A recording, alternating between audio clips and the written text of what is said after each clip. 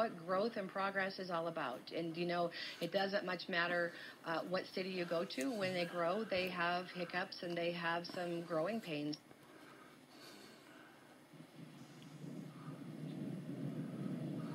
Now, Kathy says that planners need to think about our grandchildren's Casper in the next decade rather than just the next year or two or when development is finished.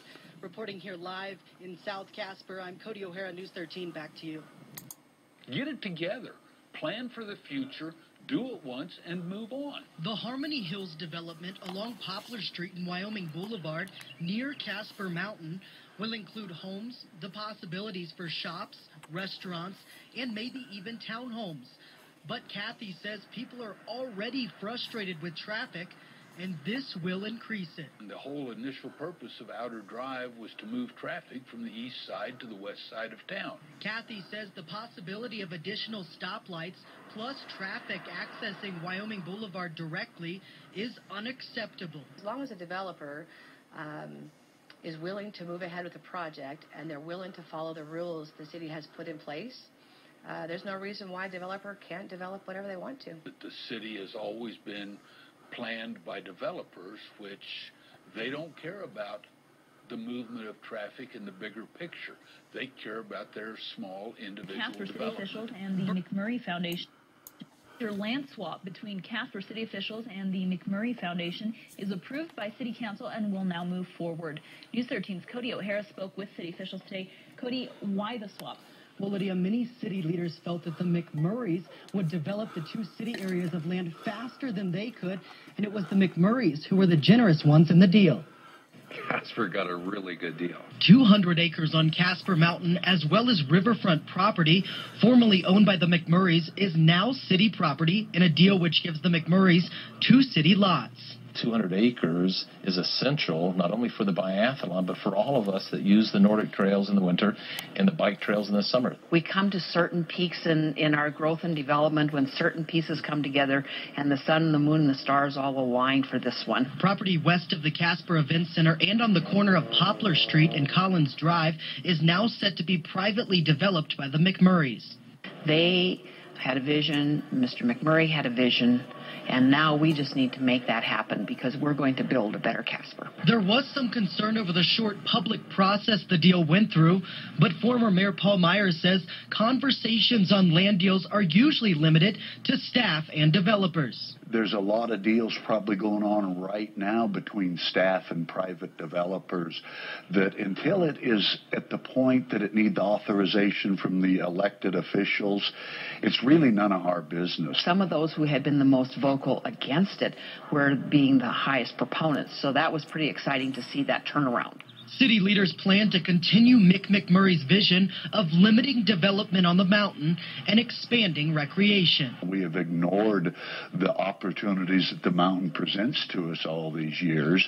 This is another baby step in the direction of using that as the recreational resource that it can be and will be in the future.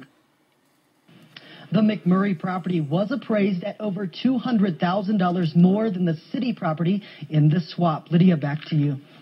Thanks, Cody. A park is planned to be constructed next summer on the riverfront property. Wiseman, the Casper man who was accused of hitting city manager John Patterson's wife at a city council meeting earlier this month, asked city council members for an apology. Cindy Patterson pressed charges against Wiseman, but the charges were later dropped by the district attorney's office. Wiseman says the council never looked into the matter and jumped to conclusions. Councilman Craig Hedquist was the only councilman to apologize to Wiseman, saying he knew how it felt to be a target by council. Councilman Sean Johnson said the altercation was blown way out of proportion. Mayor Charlie Powell said he wouldn't apologize because he felt the situation was dealt with. No other council members commented. Patterson says the city can't refuse the lowest bidder. They kept bidding on these, and so in May I talked to Craig about a train wreck coming in the fall if we couldn't help them somewhere or another get through these, and so now that train wreck has occurred. On one of the projects, they ran into a little bit of an environmental issue that had to be addressed before they could move on. There was change orders in what was happening with some of the streets and locations, and so those add to delays. Manager John Patterson announces he will retire come November 1st. News 13's Cody O'Hara spoke with the city manager this afternoon and joins us live in the studio. Cody, why is he retiring at this point? Well, Jeff and Lydia, Patterson says he loves Casper and says this was a sudden decision he made together with his wife. He wants council members to have enough time to find his replacement by November. Patterson was looking for other jobs last fall and was a finalist for the same position in North Las Vegas, but a North Las Vegas candidate was chosen. Some city staff were shocked by the announcement today, but others weren't. City Council has been in the news the past 2 years because of the Hedquist investigation, which led to personal drama and conflicts on City Council. Former Mayor Paul Meyer says it's the type of drama that really wears on you, and he thinks it took a toll on Patterson. Former Councilman Keith Goodenough told News 13 last week he wants to see the city manager fired, and Councilman Craig Hedquist has called for his resignation in the past. Councilwoman Kanine Schlager, who has been a supporter of the city manager, says he has done exactly what they hired him to do, which was manage the city. Patterson says he isn't done with public service. He says he won't be a city manager, but will run for an elected office. Please come forward.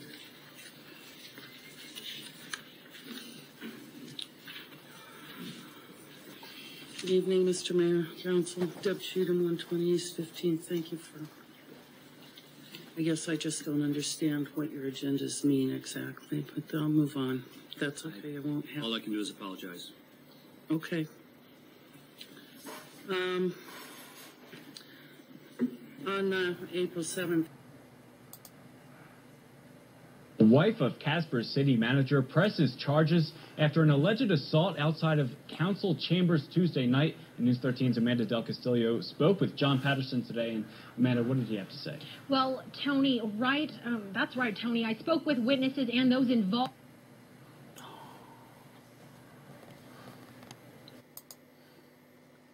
Well, the new Wold Family Arena sheet of ice at the Casper Events Center is set up to open to the public in about a month, but it isn't stopping some criticism of the project. News 13's Cody O'Hara spoke to Casper's mayor and the winner of the Mayor's Council seat. Cody, what do they see? Well, Dean and Wendy, they hold very different views on this project. Sean Johnson saying the money should have been spent elsewhere, and Mayor Meyer proud to unveil the sheet of ice before he leaves office.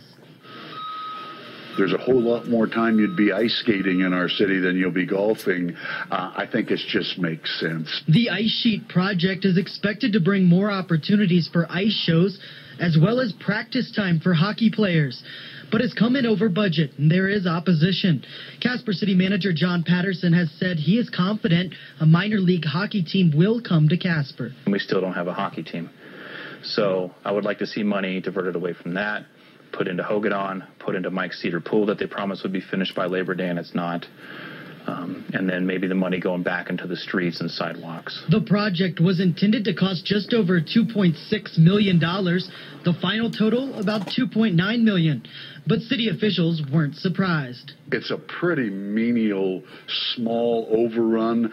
They tried to fast track this so much that it was, and I appreciate that, it was bound to have some discrepancies in the figures. Mayor Meyer says the new ice sheet will take pressure off the already busy recreation center. Johnson says we should be investing in recreation areas which are currently falling apart, not building new ones. Until we fix those problems, I say put it on hold until we are able to get back to it. He needs to get into office, and his words will mean more to me at that time. I don't want to sell him short, but it's very easy to sit on the outside and criticize. Well, you are invited to the unveiling of the arena sheet of ice Saturday, December 13th. The day-long event kicks off at 9 in the morning with both the Casper Amateur Hockey Club and the Casper Oilers high school team hosting hockey games. You will also get a chance to skate with Santa. Dean, back to you. I mean, it's a domino effect.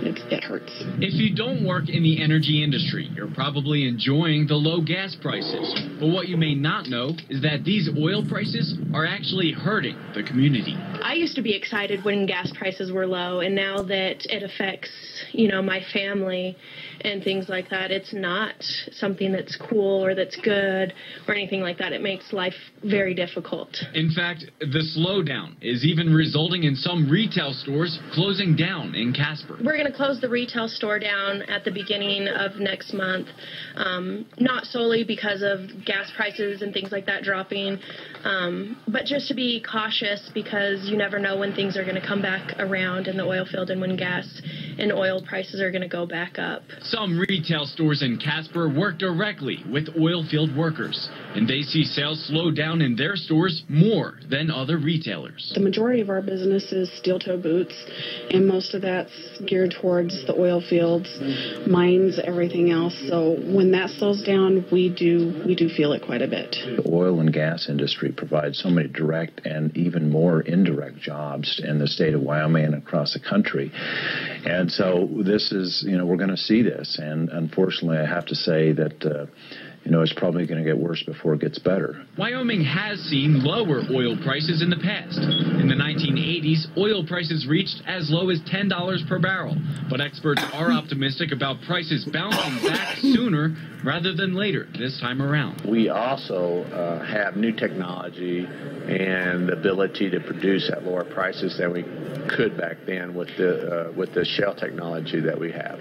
It's not going to take us 20 years to come back out of the slump as it did last time.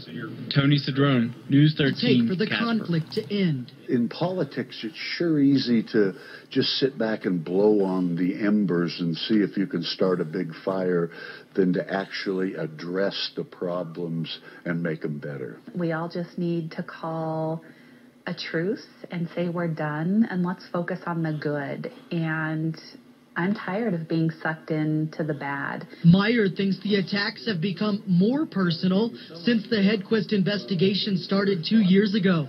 He says it created a rift between city council members. He says while we hear some publicly at council meetings, most of the drama is happening in private. You can see these things coming a mile away. Usually it takes several months of stewing and brewing and backstabbing, but it happens a lot.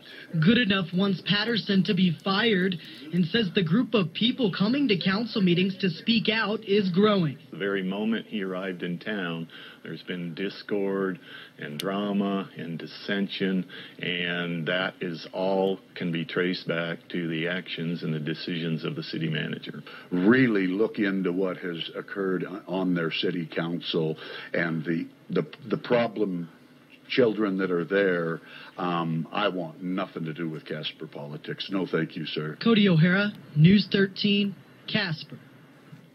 Both Schlager and Meyer say there aren't council members besides Craig Hedquist calling for Patterson's resignation because he is doing what they hired him to do, manage the city. Cody's full story will air Meeting is in. Yeah, I just call the meeting back to order, Your Honor, and pick up with the motion by minute action to excuse any absent council members whom we don't have any now. And we've already approved Councilman Johnson being present? Okay. He can participate by phone, and you do need to confirm he is on the line. Okay, are you still there, Sean? Yes, I am. Okay, sorry for the delay. Right. Okay, so moving on to our agenda. Council will now discuss the minute action for the canvassing of the vote from the special election and to proclaim and certify the election results from the election held on Tuesday, November 3rd, 2015, on the referendum proposition on ordinance number 15-13. Because this is not on the consent agenda, it will be open for discussion by council. The chair would entertain a motion to proclaim and certify the special election results by minute action. So moved. Second. Moved by Councilman Lindell, seconded by Vice Mayor Sandoval. Mr. City Attorney.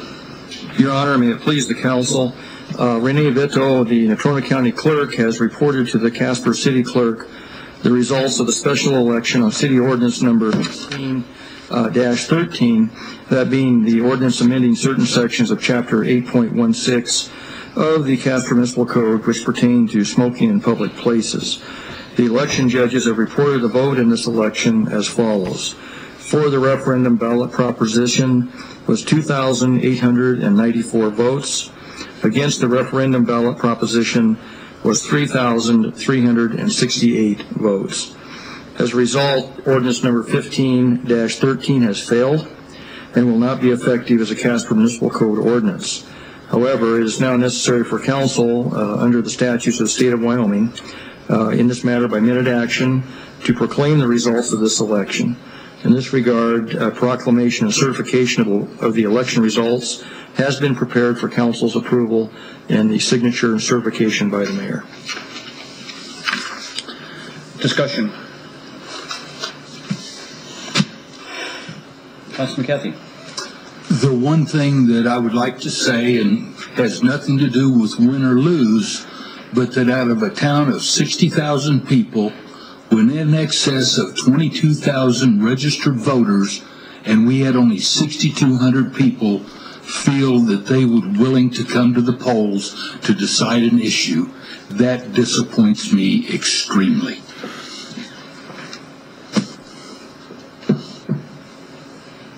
Councilman Hopkins. Thank you, Mr. Mayor. Well, I certainly will vote to canvass the vote as reported. I'm still a little disappointed that we had a reasonable compromise. It affected about 5 bars in town, and it still affected a lot of people in nursing homes and other places where, matter of fact, I was told today by some folks that live in one of those places that they could watch outside the window and they could see this little 90-year-old lady being wheeled outside, so she had to smoke her cigarette outside. Under the law, as we will canvass and say yes tonight, that will be required. It's not possible to build an enclosure for smoking under the law as we passed it. So that disappoints me. We had a reasonable compromise and we lost, and that's the way it'll be. Councilman Rundle. I really feel bad for the businesses who are directly affected by this, because they really truly are losing their business. And I understand the passions on both sides. I concur with Councilman Hopkins about the issues, especially knowing that the older folks who live in a nursing home, that is their home. That is where they live. And we don't legislate to anybody that they can't smoke in their own house, but we have indeed made them say that they can't smoke in their own home. I'm just thoroughly disappointed, as Councilman Cathy pointed out, that we have a small number of people who have affected the business of a small number of businesses. It was a good compromise. Sorry, I'm upset. I will vote, obviously, to certify, but I'm disappointed. Mr. Vice Mayor. Thank you, Your Honor. I was quite frankly disgusted by the lack of civility in these discussions. The standard bearer of this crusade actually told a fellow citizen to fornicate himself under consent of the king right here in City Hall, repeatedly, loudly. I find this a little astonishing because the argument is compassion. Public health is a compassion argument, and yet that person was demonstrating a seething contempt for her fellow man. I was disappointed in the voters, in the fact that they chose to limit freedom for fear of an abstract nature, and they traded in a little bit of security for that. Fear.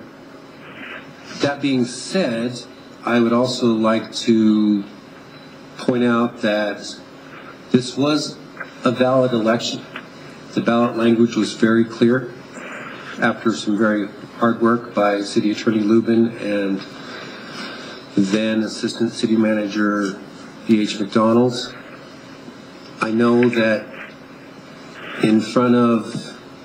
pacing in front of the county clerk's office last night, I learned that this special election was a strain on the system. They barely had enough judges for this election, and that the people who were judges for this election, they sat there for 12 hours straight without a potty break. And if they got up to go pee, they came back and they were getting the stink eye from the people who were waiting in line. But thousands of people turned out, and the vote is decisive, thousands of people waited in line for hours, and I am going to defer to the people and accept this vote, and I have no intention of repealing the overall ban. I think the people have spoken on this. Thank you. Anyone else? Your Honor. Yes, Councilman Johnson, would you like to speak? Yes. I pretty much echo the sentiment of everybody that just spoke before me. I'm disappointed in the outcome. I have been approached by people asking if I would be in support of moving forward with a repeal of the ban, and I'm not, because I respect the democratic process as much as I do disagree with it. So I will vote to certify. But, to me, smoking bans and things like this are just a slippery slope, and we've seen it in other municipalities that have had bans where the next crusade is launched against something else, like soda or the food that people eat, and they start limiting those things. And eventually they just keep chipping away. And so that was one of my biggest concerns about this ban, was the eventual chipping away of individual freedoms and individual responsibility and giving it to the government. And that's pretty much all I have to say. Okay, thank you. Anyone else? Any amendments? Please cast your vote. Aye. And please record the vote. Did you hear Councilman Johnson? Yes, thank you. With all members voting aye, motion passes.